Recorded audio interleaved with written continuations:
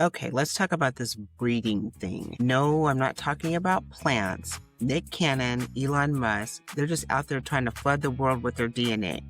Multiple kids at the same time. What is this? A power move, ego trip, or just straight up crazy? We're digging into the psychology, the culture, and what it means for the kids caught in the middle. Let's get into it, and then let's get into the comments. Speaking of culture, I was reading this article about these celebrities buying to this concept called breeding fetish. Are you familiar with the breeding fetish? No. So the breeding fetish is apparently, as I understand it, individuals who are fascinated by getting women pregnant, by having multiple pregnancies. In the case of Mr. Cannon, it looked like he had 5 pregnancies that were happening at the same time, 5 women that were pregnant at the same time. Apparently, there's this thing that's going around where these guys get off on, I don't know if it's a power thing or a dominance thing of having multiple women impregnated at the same time, and it's called a breeding fetish. What say you about something like that? It's a little reminiscent about eugenics. It makes me want to know a little bit more about what the motivator is. You said that they get off on that, but I'm thinking it's probably something a little bit deeper than that. You look at Elon Musk, he has a similar behavior with women. And so you're essentially populating the earth with more of your DNA. And so I think there's a little bit of narcissism there to think that your DNA is superior to someone else's and that the world needs more of your DNA. I also look at the women that are having the babies for them because you know how I feel about a father and the mother. And I mean, I know that's traditional and it's not everybody's journey. How big a part will these men play in their children's lives? Again, that's kind of an old school way of thinking. Just kind of thinking through that. I think it's more about, for me, it's that narcissistic view from those men that think that their DNA is more superior than anyone else's. And so they need to make sure that the world is populated. So yeah, you make a good point with respect to Elon Musk. I never considered, I don't know why, thinking of him in that realm, but he is obviously one who ascribes to the breeding fetish. I agree with you that these guys are out here populating and there seems to be no thought or very little thought given to the kids and having a day-to-day presence in the lives of the kids. I know with Mr. Cannon, one of the things that stood out was he was on some show a couple of months ago and they asked him to name his kids and he couldn't name all of his kids. And I'm like, okay, that's probably a sign that's not a good thing if you can't name 12 kids that you have. I'm going to be honest. Sometimes I can't remember the two of mine and they get called the dog. So there's that. Well, pretty sure they call you a couple things too.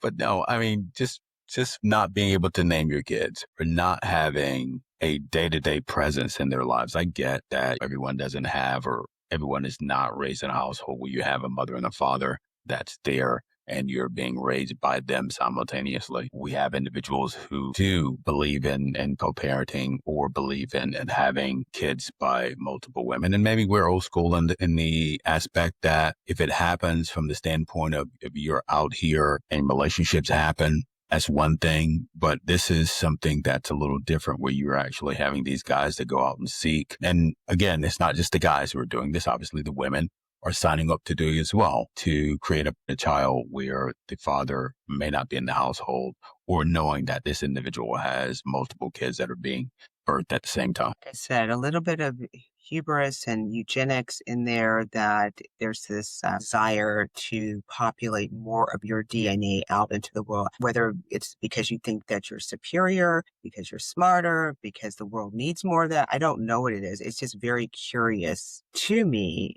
that people would elect to do that. For the women, hopefully they have some structures in place where their kiddos are taken care of and they're getting everything that they need. It may not be from that father, but, like you said, there are I don't even want to say the word, but non-traditional households where other male figures will step in and be that father figure, whether it's an uncle or whatever that is, a family friend. And so hopefully they have stood that up so that the kids have what they need in order to feel supported as they navigate through life. So one of the things that you brought up was the concept of eugenics, and that's looking at, it's going down a whole nother avenue in terms of other things that are happening But I'm fascinated by these guys that are impregnating several women, in the case of, say, an Elon Musk, who look for a certain type, kids that look a certain way. Say you about that concept. And this is going to be a little off the cuff, just thinking. It does remind me of a little bit of Nazi Germany, where you want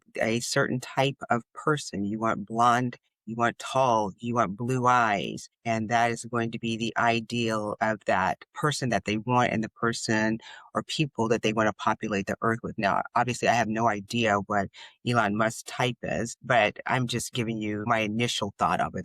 Obviously, I'm open to hear other people, but initially, when I'm thinking that you're looking for a certain type of person, and then you're looking for multiple people with your DNA, it's a little worrisome to me.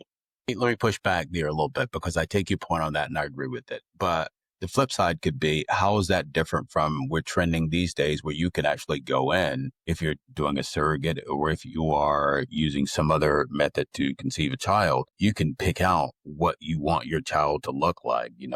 I want them to have blue eyes. I want them to be blonde. I want them to be 6'3".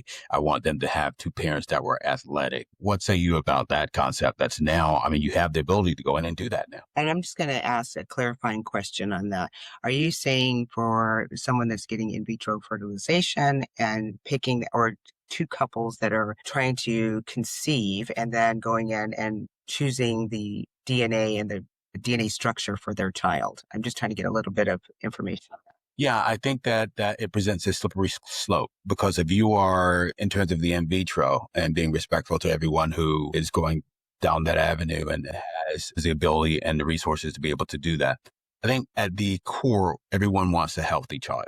Everyone wants a healthy baby. And at the core, if you have two parents or a couple, whether it's, cis, whether it's, male, female, whether it's male, male, female, female, Right. it can go in and obviously decide this is who or what we want our child to look like. And I guess the individuals who believe in breeding, how are we different from those individuals that are going in and looking at a computer saying, want my child to be this, this, and this? If I'm a breeder, I'm going to say, well, hell, at least I know that they have my DNA and I'm owning my stuff. That's the only thing, the difference I have with that, and I have to segment it out, is the problem that I have or issue that I am concerned with is the multiple women and making 12 different women, 12 different babies. If people want to go in and they want to choose what their child is going to look like, I mean, I guess I'm trying to think of the challenge there, but if that's what they want, I mean, I'm kind of thinking about like when I had my kids when I was later in life. And so you had those,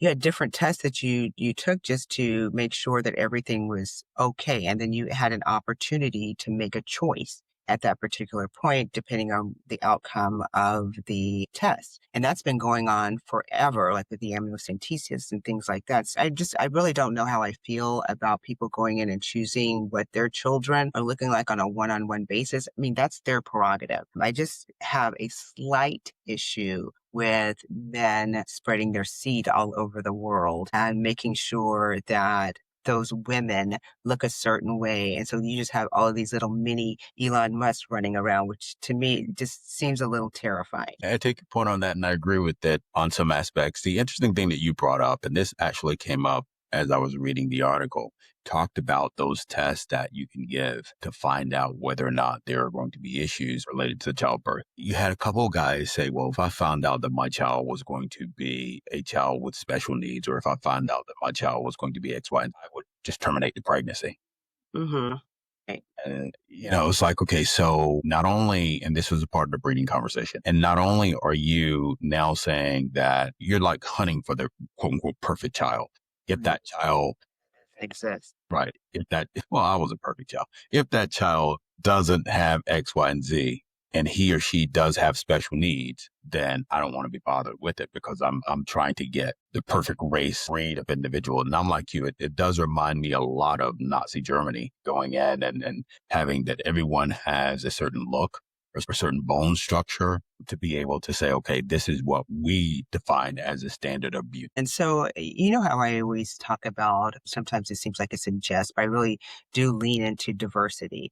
And I think that diversity helps cultures grow. Because if everybody is the same, there's no reason to grow. There's no reason to innovate. Usually innovation comes when there's diversity, that there's a need and then someone wants to solve it. And then that need, which specifically for one thing, it then is able to impact other areas, whether it's health, technology, it is. But that wouldn't happen if everybody was exactly the same. So there's no growth. There's no opportunity to learn. There's no opportunity to evolve as people. That's just my opinion. And people saying that, if I got a test back and I found out that my kid had special needs, hypothetically, it's different than reality.